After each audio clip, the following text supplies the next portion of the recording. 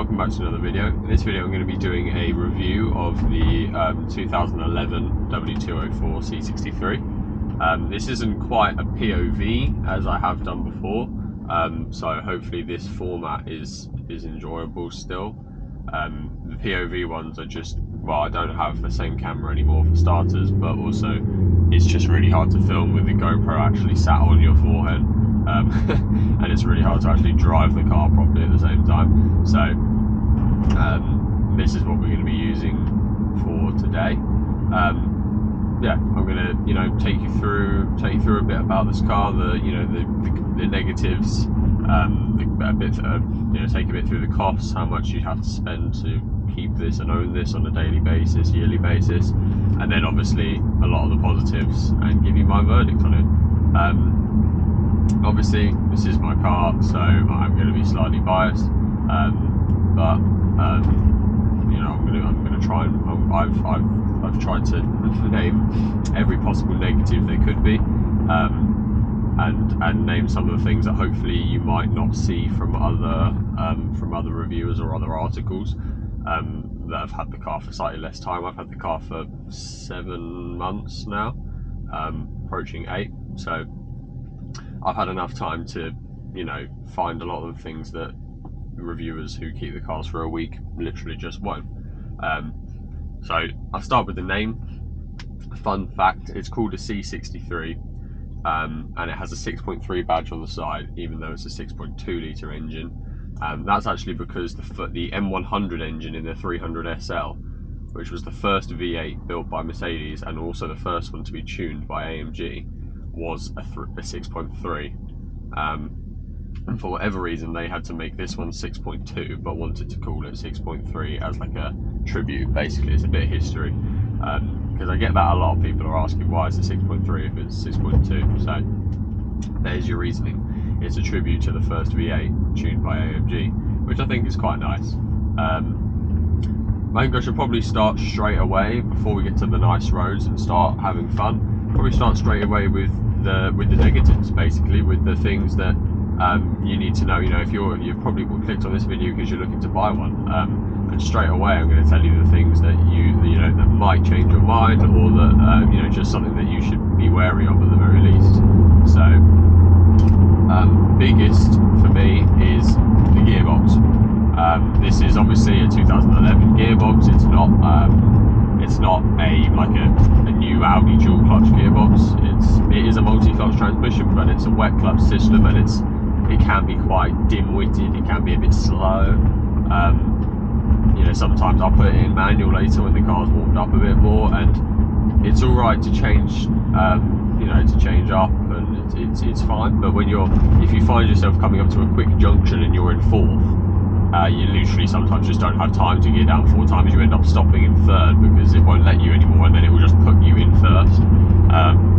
So it's not as quick. I mean, obviously that's more due to age than anything else. This was actually the first 7-speed automatic transmission ever put in a production car, so it's very much the first of its kind.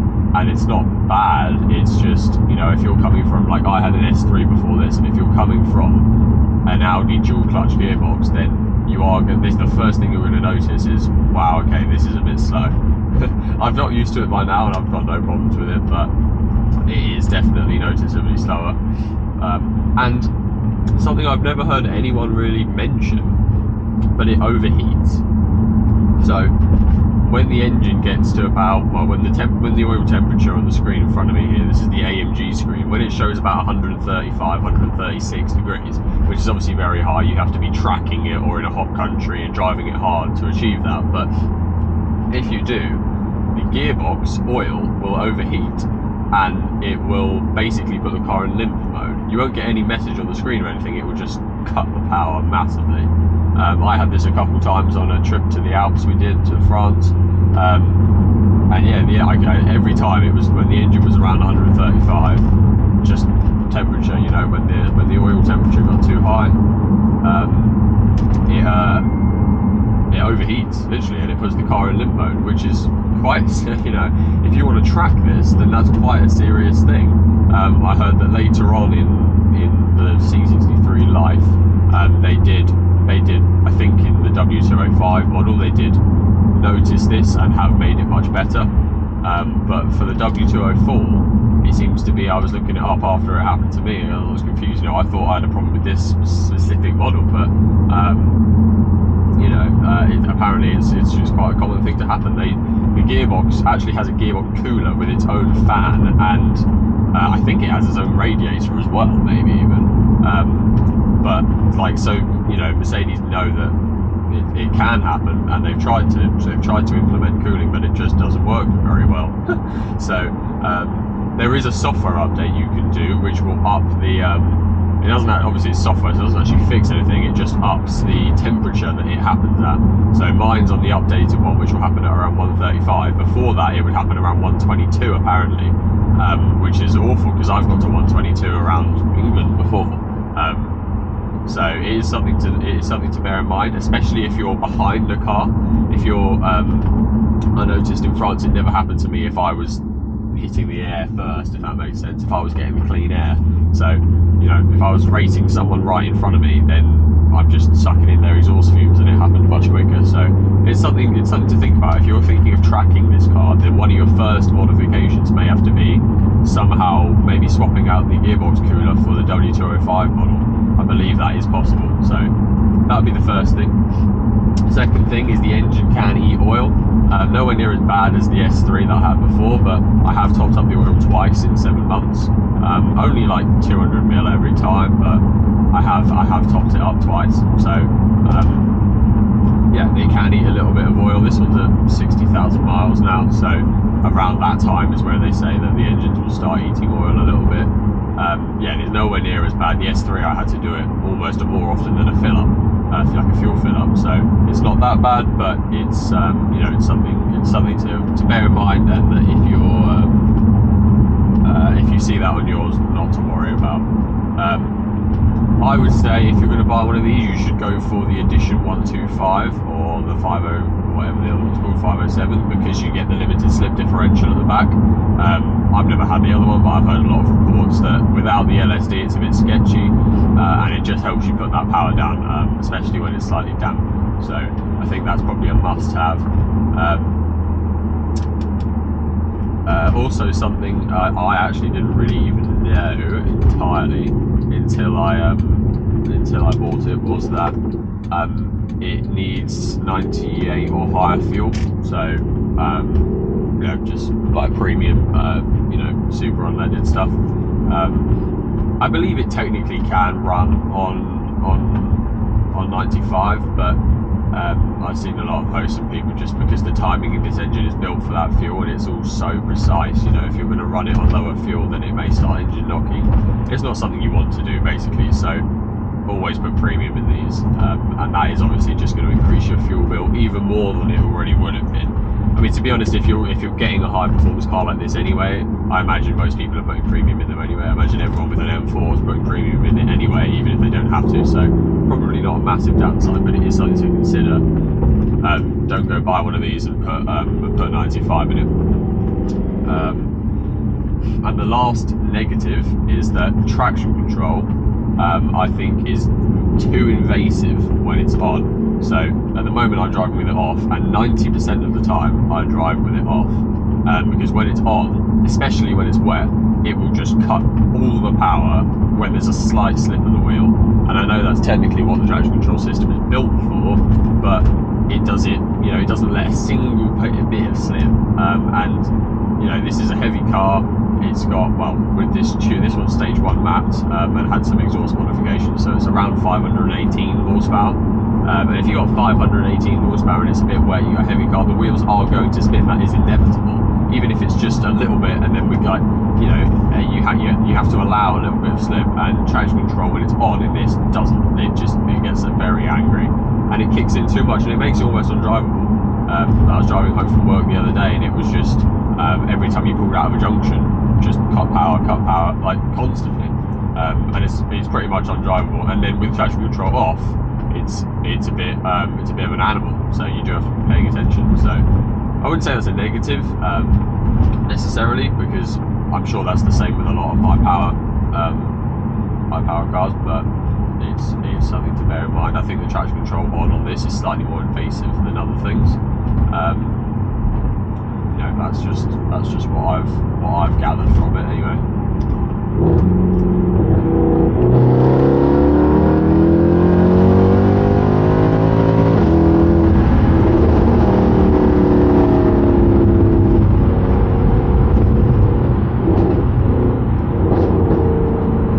Hopefully you can hear the car fine with the windows up. It's quite loud though.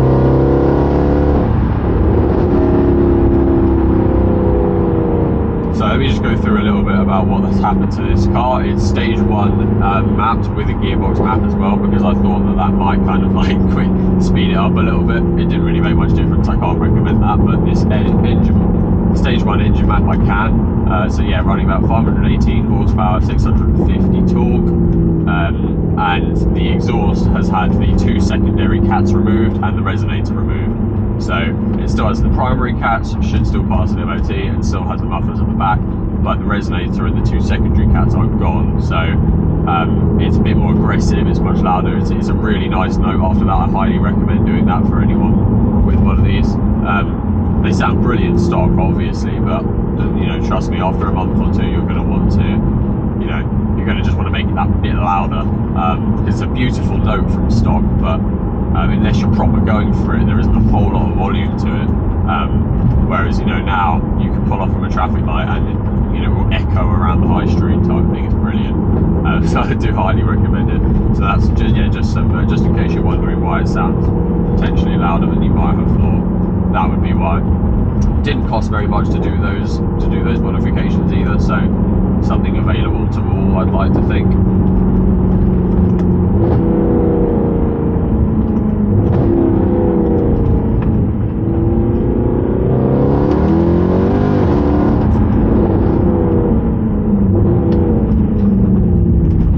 So I'm driving in manual at the moment, and it's completely fine. What you have to do really is just get used to you know, waiting a little bit longer between changes.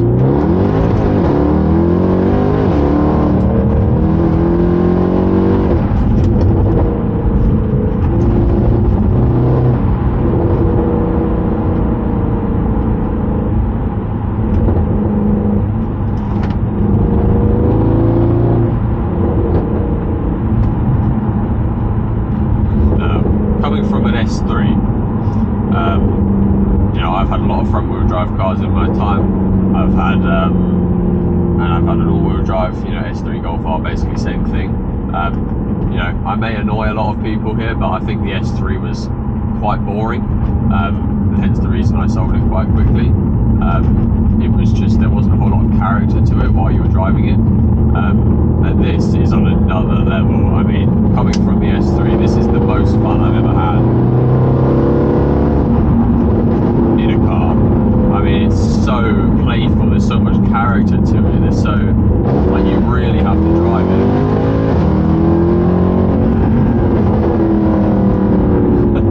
There's no, like, you know, there's no driver aids going on here, there's no electronic stability, there's no, this is just you and the car. And it is so raw, and there is so much character to it. It's just incredible. I mean, the S3 was just like, you know, punch and shoot, but this is, it's, every time you get in it, you know, it's a proper smile producer, it really is.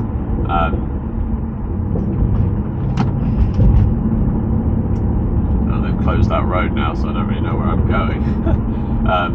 But yeah, I mean, the back end is so playful in this, you can feel it. I mean, these roads are slightly damp as well because we had a lot of rain yesterday, and you can feel it wiggling about every time you go around the corner, and you have to moderate the power a bit, or you have to, it's obviously this is going to be second nature to anyone that's driven a rear wheel drive for a long time, but for someone that's come from a front wheel drive and all wheel drive, if you're sitting there thinking that an all wheel drive is better, then please do buy something like this, because it's, you know, it's completely changed driving. Like, there's no comparison, there really is, just zero. It is so good. this will do, you know, with the right conditions and the right launch, this will do a 0 to 60 under 4 seconds with a stage 1 map. Someone said they timed it at 3.9. And you know, you may be able to do quicker with a mapped up S3 potentially. Even then, you'd be struggling. But you know, the amount of fun you're going to have with this and the top speed as well is just completely incomparable. So yeah, I'll talk a little bit about the costs now. The yearly service, like / MOT, is probably going to cost you around £600, depending on where you get it done. It will be more if you go straight to a Mercedes dealer. But if you're doing it independently, that's kind of what you can expect to see. Obviously, MOT 50 quid a year. Service for a B service, it's about 600. For an A service, I don't really know. I imagine 400 odd. So yeah, you're looking at around 600 total. Obviously, that's if you need if you don't need any further things done. But just for a standard, getting it serviced every year, 600 a year. Fuel costs, this is obviously going to depend entirely on how you drive and how much you drive. I have got over the last 10 miles, I've got 16.4 mpg, and over the last 3,000 miles, I have 17 mpg. So I do drive quite spirited, shall we say. So maybe with hindsight now, maybe my calculations are a bit wrong for this. But I calculated 10,000 miles at an average of 22 mpg. You know, if you're driving to work on the motorway a lot, you can get around 25. Is probably the best you'll ever see. And so I did 22. And yeah, £10,000 a year, 10,000 miles a year. You're going to do an average of around £3,000 to £3,500 a year in fuel. I know for a fact mine is much more than that. I've had it for 7 months and I've spent 3,900. And I know the number exactly because I log all my fill-ups. So I spent 4,000 in 7 months. It obviously depends how you drive it, but you can spend 5,000, 6,000, 7,000 a year just on fuel. So do bear that in mind. I mean, I wouldn't say it necessarily comes under a negative, because it's, you know, if you're buying one of these and you're worried about fuel, then don't buy one. You know, it's not really, if that makes sense, it's not really a negative you should have to mention, because it's just a character, it's a part of the car. It's not a design flaw, it's not anything, it's just big engines use fuel. People understand that. So if you don't want that, then buy a 2 litre. You know, it's as simple as that, really. Brakes a year, you're probably looking at around 500 a year potentially. That's kind of like bearing in mind you might have to replace them every 2 years, and they cost around 1,000 for a full set. So this is, you know, these prices I've got off various people breaking down their prices off forums and stuff like that as well. So these aren't just numbers I'm completely pulling out of my arse.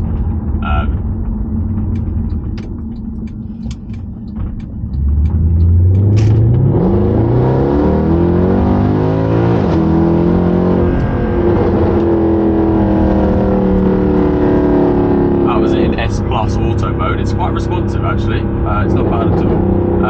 Tyres, someone said you could expect, so 2 rear tyres, well, you can probably get them at around £375 for 2 rear tyres. So I'm going to say you're going to need at least 1 pair a year, so probably £375 a year. Tax is £695 a year. So yeah, if you pay that monthly, I think it's around 55, 60 a month. So again, these are all just costs. You know, you've got to bear these in mind. Again, not really negatives, I would say. It's just, you know, what happens with this type of car.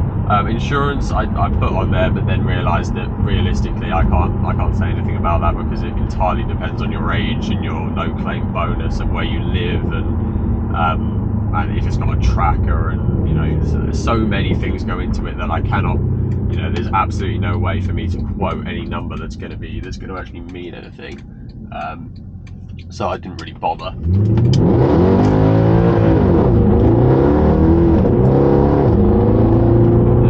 Brilliant. See. Yeah. So that's my overall cost costs. I didn't actually add up all of those prices, but you can do that yourself because I'm driving at the moment. So, or I may put it on the screen later, who knows, probably not. So that's some of the negatives, some of the costs. I'm now going to go through the main positives, what I love about this car. To be honest, I could speak all day. It does have its downsides, the gearbox is a bit shit, stuff like that, but this is absolutely the best car I've ever been in, best car I've ever driven. It's absolutely amazing. I had an M4 I was driving the other week. It was rented out.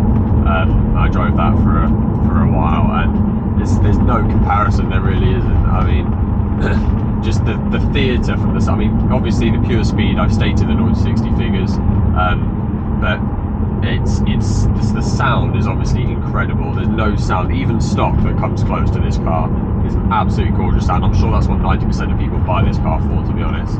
And it's just incredible, the sound that this thing produces. It never gets old. I'm not with the window down now because it fucks up the audio on the camera, but 80-90% of the time I've got a window down just so I can hear the exhaust note, because it's absolutely glorious and you literally never get old, never get bored of it. Another positive is the brakes. These are 6-piston calipers on very large discs. I might pop a picture up on the screen now. They're absolutely massive, and they just inspire a lot of confidence. It's a heavy car, it's a powerful car, you need the brakes to stop you, otherwise you're never gonna have the confidence to actually put your foot down. And the brakes on this are really, really good. Every time I've actually had to dig into them, they just they give you a lot of confidence. Not really something I put on my old like reviews about brakes and stuff, but because they're all just relatively standard. But these are noticeably stronger than anything I've driven before, and it really does mean that you don't have to be too worried that someone's going to pull out a couple miles up there, or a couple corners up there, because if I step on the brakes now, I'm going to stop in time, because so it gives you a really nice peace of mind. So yeah, obviously very important, but nice to see that that's been done well. I like, well, this is a strange, well, not a strange one, but maybe a divisive one. Obviously the looks of this car are quite discreet. You see this driving down your road like these people do now, and I'm in a high gear, it's not making much noise. They're probably just going to think I'm a taxi. But I also quite like that. It's a bit of a sleeper look. People look at you and then you absolutely fly off and leave them for dust, and they have no idea what's just happened. Obviously, anyone who's a car enthusiast is going to recognise it immediately, but the average Joe is going to have absolutely no idea what you're driving, and that means it's probably less likely to be a target for theft, because people just think it's a taxi, and it's just entertaining to see people's faces. Basically, is the bottom line. And I do quite like that in a way. It just looks, it looks discreet. On the other side of the coin, I would also like it if it looked massively aggressive. I am a bit childish, and I do like that as well. So I wouldn't say that it would be a negative if it was aggressive, but it's there. I did put tech on there, and obviously if you're driving a 21 plate C63 now, you're going to be laughing, but for 2011 anyway, if you compare other 2011 model cars, the tech that's on this thing is quite impressive. We've got 3 setting electric memory seats on the passenger and driver side, which is just makes it nice and easy for a passenger to get in and adjust it from the door and save a setting for 3 people, which is realistically all you're ever going to need. So we've got a nice bit of road here, so I will continue that afterwards.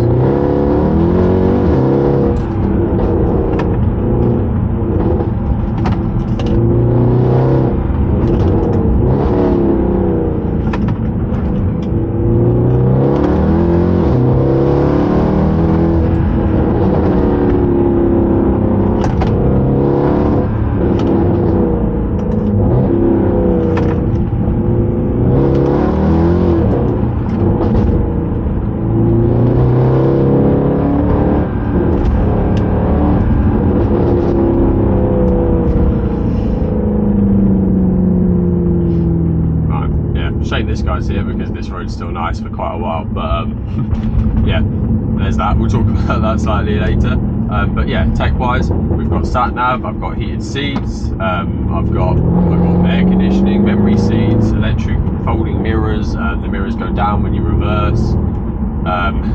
Yeah, there'll be loads of things I missed because there's actually quite a bit. We've got cruise control, we've got speed limiter, we've got actual displays which will track laps and stuff like that.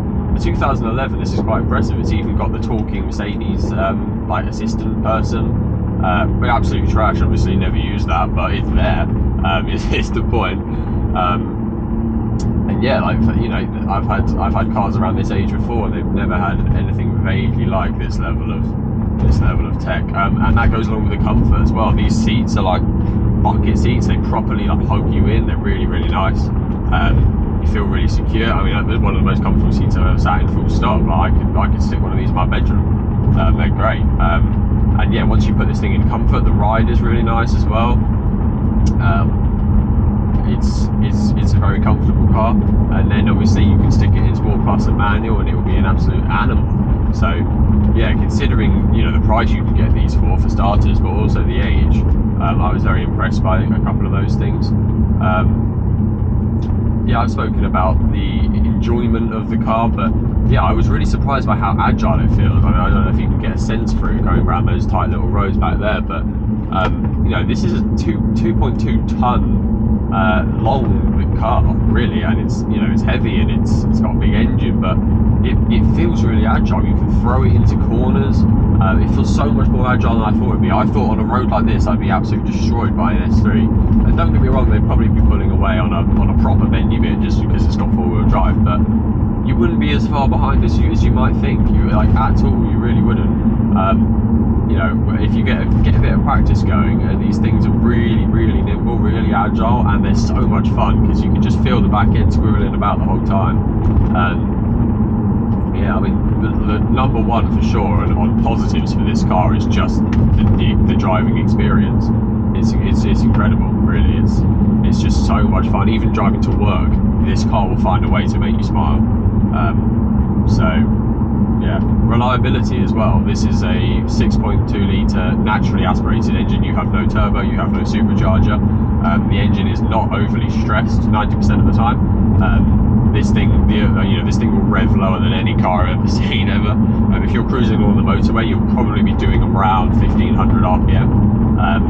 In like 7th gear, you'll be doing, you know, at 80 odd mile an hour, you'll be doing approaching 2000 RPM, which is hardly turnover for a lot of cars. You know, some cars idle at that speed almost. So, you know, the engine is never stressed, and yeah, there's no turbos or any high spinning parts to fail. So, you know, these cars have been hailed for being very reliable as long as you keep up with that maintenance, and hopefully you shouldn't have too many problems, which is obviously a big job. Practicality as well. This is a proper toy basically, but it can also quite comfortably seat 5 people and quite a bit of luggage. You've got a decent sized boot in the back with handles in it to pull the back seats down so you can push long things through. I drive a lot of my mates around quite a lot, and I often, like, more often than most, probably have 5 people in this car, and maybe they hate it, I don't know, but I've never heard any complaints, and it doesn't look too squished. You know, this is a very practical car. You know, like a Porsche 911 is obviously an absolutely brilliant machine, but, you know, good luck getting any luggage in there at all, and you've got a maximum of 2 occupants. So if that's something that matters to you, if you drive a lot of people around a lot, then, you know, having those extra 3 seats and that extra boot space is going to be invaluable to you. So yeah, that's really good. And then the last thing I had on my list anyway was that the value will hopefully stay the same or go up from now on these. Yeah, apologies, battery died on the camera. Hopefully it actually saved my last video. That would be incredibly annoying. But yeah, I was saying, what was I saying? Yeah, I was saying the value. Yeah, I think the value on these will hopefully go up, or at least stay the same from now on, relatively. I was going to say that even more because the new C63s are 2 litre 4 cylinders now, but they've actually just announced that by 2026 they're going to be V8s again, because no one bought the 4 cylinders, which is awesome, obviously, because we want the V8, but that may not mean they'll rise quite as much as they did. But I'd like to think, you know, I mean, the 6.2 V8 has been, you know, is still, you know, becoming a bit more of a classic. It's becoming something of the past, so I imagine the price will stay strong. So that's probably, I wouldn't say it's an investment at all, but it's probably going to depreciate less than a lot of other things would. And yeah, the top speed on this thing is like nothing I've ever known. It will climb literally forever.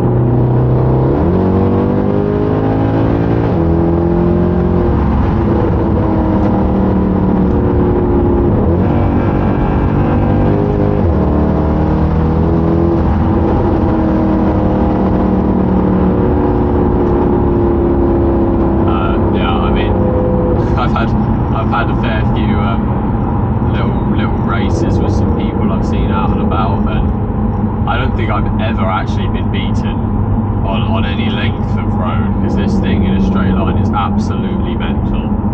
This one's de-restricted, and with the stage 1 map, people have said it will do high 190s. If you've got enough space, it will touch 200. And yeah, for a 4-door saloon that weighs 2.2 tons that you can pick up for £25,000 at the moment, you don't get that anywhere else. You just don't. That performance does not exist. So yeah, I think you should grab one of these if you have the opportunity. I was going to go onto the dual carriageway up there and do some, you know, shows you some vaguely high speed runs, but realistically, you know, everyone knows big engine, high speed, cool. Not overly interesting to watch on camera either, so I'm going to attempt to go back down the little twisty road. Hopefully there's no traffic, and then I'll end it there. I've said everything I want to say, so you know, if you have any questions, or if you want to see this car in a different area, like if you do want to see some high speed runs, do let me know. I could probably do that in a separate video. Or if you want to see more of like some back road bashing, do let me know. Or yeah, if there's anything else you want to see,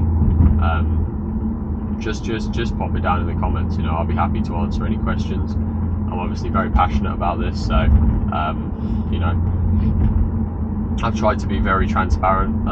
You know, I've been honest about the negatives and the costs, and also the positives. I've, you know, just said how I feel. Again, like, this is my car, so you know, I'm obviously going to like it, because otherwise I wouldn't have bought it. But yeah, I've said the negatives that a lot of people haven't really seemed to mention. Actually, that's a lie. There is one more thing. If you have up to 2011, up to midway through 2011, apparently there's an infamous, as some people describe it, head bolt issue, where the head bolts in the top of the engine will corrode and split or whatever, and they'll let oil and coolant mix, and then can seize the engine, and can be quite expensive to fix. Mercedes never actually officially like recalled them, although they did kind of acknowledge that happens. And in the second half of 2011, I believe, they upgraded or changed the head bolts, and that doesn't happen anymore. So there are some sites you can find online which will, if I remember, I'll pop one in the description. If not, you can find them online, which will tell you what engine number, what range of engine numbers has said problem. And you can see if yours is included. Luckily, this one was registered in December 2011, and I've checked my engine number, and I'm a couple models after the issue was fixed. If your engine number is in that range, it's not really the end of the world.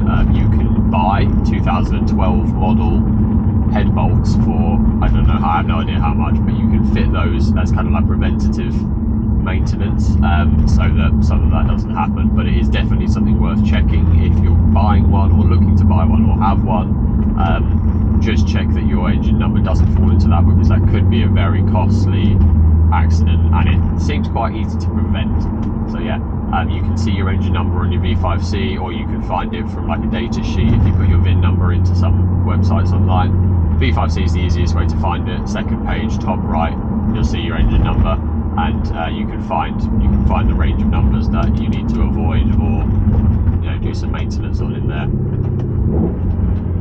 But let's see if we can get some. Almost lost it there.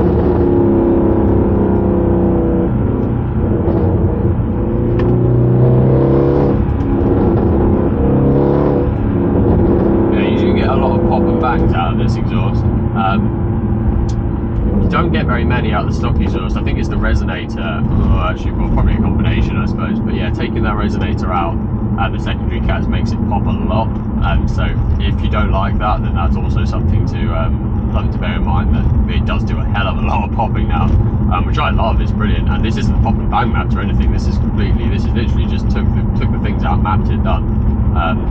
So you know, there's no specific pop and bang map on this, and hopefully it comes out in the video. But this does a hell of a lot of popping. So yeah, you do have to bear that in mind if you're someone that doesn't enjoy that.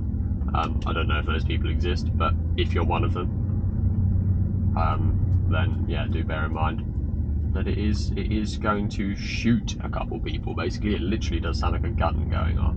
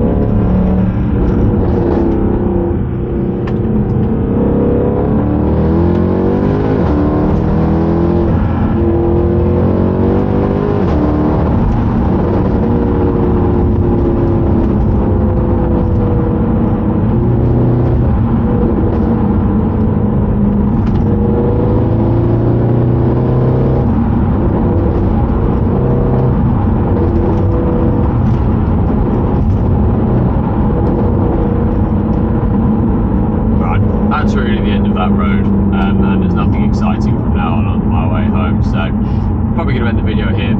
Like I said, do ask if you have any questions, do let me know if there's anything else you want to see, and leave your opinions down in the comments. I want to hear them all.